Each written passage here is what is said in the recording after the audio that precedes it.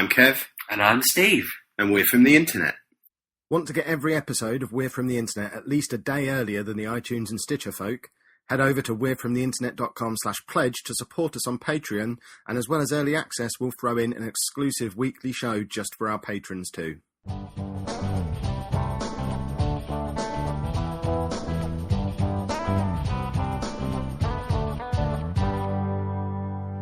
What is always your preferred show or format? Mature Gamer Podcast. Best thing from indie publishing adventure or We're From The Internet? When we were recruiting for the question guy, surely for a question man on a podcast, one of the criteria should have been he knows how to say podcast. You interviewed them. I wasn't there. I was away that day. You were asked to be there, and you said it was beneath you. It is beneath me, but I think they asked us what our preferred show and format was out of all of our shows. Yeah, so that was the Mature Gamer Podcast. Best thing from indie publishing adventure. Remember that. And of course, this show, We're From The Internet. What is your preferred / favourite format? Which is your favourite podcast? Carl, that is a difficult one because. I mean, I really liked the old Best Thing From we were travelling around the country eating pies and stuff on a Wednesday. But was it the podcast you enjoyed, or was it the travelling around the country eating pies on a Wednesday that you I liked telling enjoyed? the stories. I liked kind of coming back and saying I had a pie, I had a sausage. I still think if there was any way for that to be remotely close to financially viable, we would be doing that 5 days a week, and we'd have been doing it for the last 5 years. We'd have travelled to every county in the world by now, finding the best thing from it. But it was just surely on the basis of the fact we would have ended up in a financial pit of awfulness. Despair, yeah. Surely that ruled best thing from out. It wasn't viable. We couldn't do it. We've done Mature Gamer for much, much longer, so I guess that's obviously a winner. And we do dedicate our full effort and resources to that every single week. Yes. We're very keen gamers. 154 episodes to get the sound quality right. Still not played anything in about 4 weeks. Indie publishing adventure that lasted. I'm getting it from bloody voiceover man now. That listed. 2 months? I miss doing that. I like doing that. It's just why did we stop that one? Ate up too much time. Was this another one that you tricked me into doing when I wasn't really paying attention, and then I realised what you were up to? I am. We're back in my utility room again. It's been a while since we've been in here. You just every now and again you just lure me into the utility room to record podcasts that I'm not really aware are happening. And now we're sitting next to each other. I was going to say we get closer to the table. And the chairs we're closer to each other. We're sort of glancing sideways at each other. We're having a conversation across the room, but every now and again we sort of look at the other one out the corner of our eyes to check if they're giggling at the punchline. I do feel like I'm passively aggressively ignoring you because I've got my arms folded and I'm staring at them. Well, I'm glad you've got your arms folded now because on the last episode you kept banging the table, which... Did I really? You did. I almost slapped you across the face, but thought that would be almost as distracting to the listener as the constant banging on the table. I don't really know. They all the podcasts that we've done have their different reasons for being awesome and the different reasons that they're a pain in the arse at various points. Mature Gamer Podcast, when that's good, it's fantastic.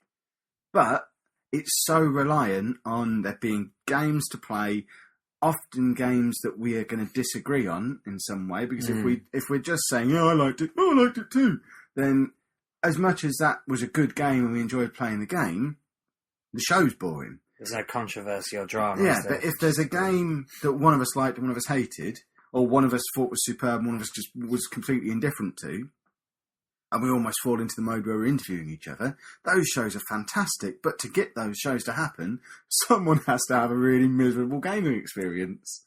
And then you get the times when there's the awesome big news, like when we do the E3 special every year. I love that because we're just constant things to react to. That's awesome. But then you get the weeks when it's the middle of August and there hasn't been a new game out for 4 months and you want to go outside and have a barbecue rather than sitting in front of a TV twiddling your thumbs around. And we sometimes don't have anything at all to say. And it's such a difficult show to make consistent. I think that has been the issue with that, turning up every week for 4 years. And certainly I would never commit to anything as regular as once a week on any podcast ever again. That would be sheer madness. That kind of commitment's just beyond us. Yeah. Best Thing From changed a lot between season 1 and season 2. Season 2 I enjoyed. It was like this. We got a lot yes. of books out of it as well. Yeah, season 2 is basically this show. I would like to think this show is what Best Thing From season 2 should have been if we'd have had the discipline to actually answer people's questions. I think there were times with Best Thing From season 2 where we got a little bit over-enthusiastic with the let's be off topic for 45 minutes and refuse to talk about what we're supposed to be talking about. And sometimes that was brilliant, and sometimes it was yet another story about taking too many painkillers and going for... I remember there being a lot of dog walking stories on that show. I don't know if that actually happened. I can't even remember one. Yeah, that's confused me. I remember there being a story of you walking a dog and me chasing you in my car and then you ducking behind a church. Oh, is this another dream? I genuinely don't remember that. No. Something to do with chasing you with games. I remember it happening. I remember it distinctly. I think that's a dream. It really doesn't ring a bell at all. This is perhaps a good opportunity to explain why we're doing this show. Why are we 5 doing this? episodes in? Well, yeah, and I'll tell you why it's a good opportunity to explain it 5 episodes in, because if we'd have explained it in the first show, people would have gone, I don't care. I'm just seeing if this new show's any good, and all you're doing is explaining why it's going to be good. Show me that it's good, then tell me why it's good. Okay, I get so you. we're dropping it in. Remember, because of the joy of doing a daily podcast and releasing 3 on that first day, we're only 3 days in. Hello, people who've first listened to us 2 days ago. The whole point of this, and the reason we're doing it this way, is because by doing the questions sort of chunked in little 5 or 10 minute sections every day, it's going to allow us to really dig into those questions and find the delightful little nuggets of awesome in them without having to tell you yet another story about axolotls and how many babies they've had this week. How many babies have your axolotls had this week, Steve? that's not been that often. They've only had babies once. I remember axolotl eggs at various points. Oh yeah, but they all just went down the toilet. They're now the Teenage Mutant Ninja Axolotls. Yep. They're being looked after by a giant guinea pig. Something like that. That's why they keep digging up the bloody pipes round our way. Yeah, they eat a lot of lasagna, like Garfield.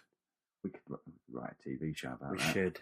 You considered writing an axolotl-based TV show? I considered writing an axolotl-based book, but that was more of a... I offered my expert. I offered my children an axolotl. When I said you had axolotls to them, they said, "What's an axolotl?" And I showed them a picture of one on my phone, and they just both went, "Ugh, why would anyone want one of them?"